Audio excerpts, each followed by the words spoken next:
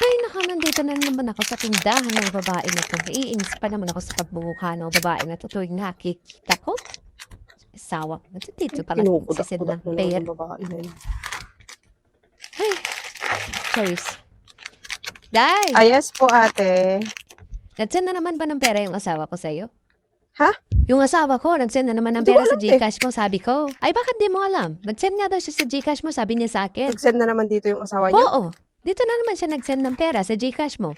Ilang beses ko na siyang sinabihan na huwag siya magsisend dito kasi mahal nga yung charge mo. Dun sa kabilang tindahan, 10 piso lang yung charge niya sa 1,000, samantalang sa'yo 20 pesos.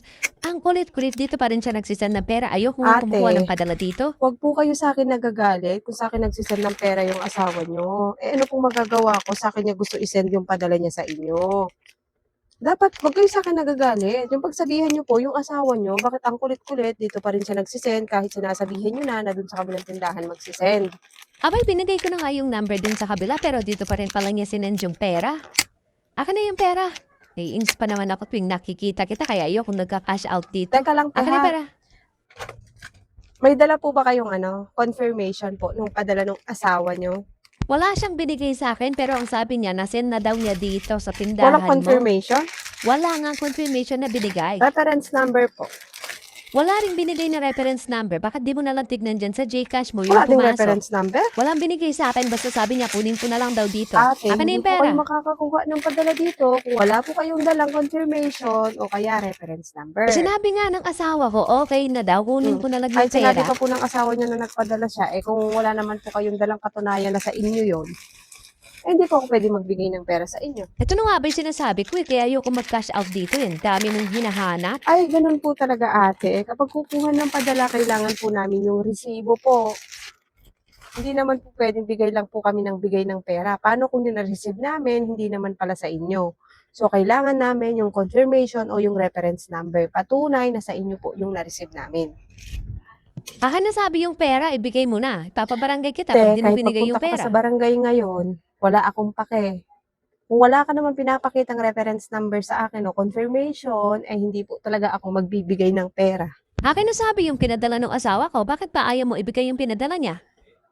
I-ano mo muna yung asawa mo. I-chat mo muna. Itanong mo yung reference number. Bakit ba hindi mo na lang tignan dyan sa Kulit mo, cellphone te. mo yung reference number na hinahanap mo? Bakit sa akin mo pa yung Hindi nga po kinukuha? kasi pwede yung gano'n. Natitignan ko na lang sa cellphone ko kung ano yung reference number. Pwede ko naman kasing tignan dyan sa cellphone mo yung I-chat reference mo po yung number. Bakit asawa sa akin niyo. mo pa hinahanap? Kunin niyo yung reference number. Naka-duty na nga yung asawa ko. Hindi na yun makakapag-reply sa akin. Siya yung nag-send nung padala. Bakit hindi mo na lang dyan sige, tignan sa sandali lang, cellphone ha? mo? Number ng asawa niyo yung pinag-send niya dito. Oo, siya mismo Sige po, nag-send sa wait lang, GCash ha? mo. Ida-double Pwede mo check naman natin, makita yun eh. Ako pa talaga paghahanapin mo, sinabi na nga pumasok na. O ano, nakita mo na yung padala ng asawa ko? Sandali lang, te. Binubuksan ko pa lang yung GCash ko. Mamadali? Oo, nagmamadali ako, na-impyer na ako sa pagmumukha mo eh.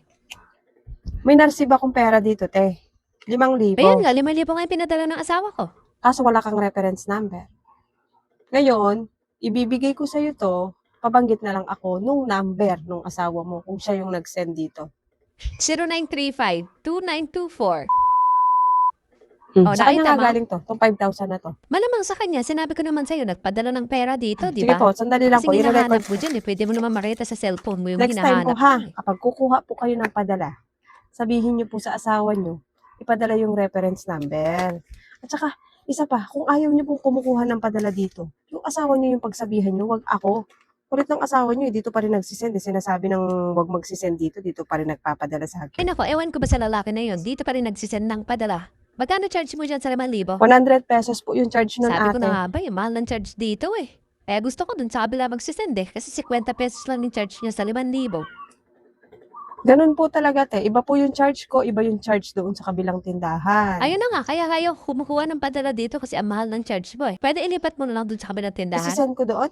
Te, kukunin nyo na lang po yung pera. Eh di ba sinabi ko naman sa'yo, ayoko kumukuha ng padala dito. Isend mo dun Pag sa kabilang sinend ko po tindahan. doon, magcha-charge pa rin po tayo. Eh bakit may charge pa ulit? Hindi ko naman kukunin yung Siyempre, pera. yung para sa cash in, may charge yun. Yung para sa cash out, wala ng charge. Pero yung para sa cash in, may charge po yun. Pa magkano naman yung charge nun? Ganun pa rin po, 100 pa rin po. Ay, grabe mo ang pera talaga. Oh. Hindi na nga kukunin yung pera, magcha-charge pa rin siya. Wala kang choice, kukunin mo pa rin yung pera dito kasi ganun din. Kukunin o hindi, magcha-charge ka kasi ipapatransfer mo din. Wala talaga akong Papirma na choice lang kasi ako mukha dito, kang te. pera. Rapi naman ang babae na to. Okay na yan. Akin na yung pera. Ang dami mong Saglit arte lang. eh. Ayaw nyo nagka-cash out dito eh. Dito naman lagi nagsisend yung asawa nyo. Akin na yung pera. Ano ba? Te, wait lang. Kalma ka lang. Wala akong pera. Madali ka eh. Kala mo may lakad ka lagi. Yan yung dahilan eh. Kaya ayaw ko kumukuha ng pera dito eh. Napakadami mong arte. Pwede mo naman ibigay agad yung pera. Hindi yung ang dami mo pang hinahanap. Asa yung pera? Patagal naman eh. Bibigay lang yung pera. Napakatagal. Ito po yung pera nyo. 2,400. 5,000 yung sinend nung asawa ko. Bakit ito na lang yung pera? Kinaltas ko yung utang mo dito, tina 2,500. Bakit mo kinartas? May sinabi ba ako na kunin mo na yung bayad ko O doon? bakit? May problema ba? Di ba ayaw mo nagka-cash out dito? Ayaw ko talaga mag-cash out dito pero wala lang akong choice. O bakit? May problema? Wala naman ako sinabi sa'yo na ikaltas mo Oh, yung wala ka utang ko. sinabi. Kinaltas mo agad. O paki ko, kahit wala ka sinabi, kakaltas ko yung utang mo. Ay, ayaw ko mag-cash out dito eh. Ikakaltas agad yung utang. Kakainis Ay talaga ate, yung yung asawa ko. asawa nyo yung pagsabihan nyo, huwag siyang magsisend dito, ha? Hindi yung sa akin ka nagagalit kasi dito siya nagsisend ng pera. Ayaw mo kumukuha ng cash out dito, pero yung asawa mo dito pa rin nagsisend. Aba, yung asawa nyo yung pagsabihan nyo, wag ako. Magkakainis. Pati yung utang ko, kinartas agad kahit wala man na Ay, nga talaga naman masabi. ikakaltas ko yung utang nyo. Utang yun, te. Utang. Hindi yun bigay. Kaya ayaw mo nagka-cash out dito eh, kasi ayaw mo nasisingil. Pero nung umuutang ka dito, halos araw-araw ka nagpupunta dito eh. Pag sa cash out eh, ayaw mo nagka-cash out dito kasi baka Bakit masilip naman ka. na yung ano, yung ginaltas mo na 2,500? Di paggagamitan ako sa Ay, pera te. na yan eh. Hindi na po pwede. Ayan na po yung cash out nyo. Hindi mo na po pwedeng ibalik yung 2,500 na ano, pinambayad sa utang. Di ba ano na yung budget namin ito? Ay, Eh, problema kulang nyo na. na po yan. Ito sabihin nyo sa asawa nyo, mag-send ulit ng pera kung bitin kayo. Ah, mangungutang na lang ako Ha? ulit dito. Total, bayad na Utang rin naman ulit? yung utang namin. Nek mo te. Last mo ng utang yan dito.